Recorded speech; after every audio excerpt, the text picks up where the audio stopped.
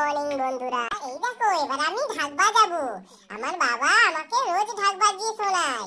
আমি শিখে গেছি কি করে ঢাক বাজাতে হয়। দেখো দেখো আমি এবার ঢাক বাজাবো। আরে, ঢাকের কাঠিটা তো ধরতে পারছি না, ঠিক কি করে যে ধরে। হ্যাঁ, এই তো। আরে মা আমার ঢাকের কাঠি একটা নিয়ে নিয়েছে। এই দেখো আমাকে শেখাবে বলে, এই দেখো আমাকে শেখাবে বলে আমার হাত থেকে ঢাকের কাঠিটা নিয়ে নিল। আমিও বাজাতে পারি, দেখো দেখো আমিও বাজাতে পারি।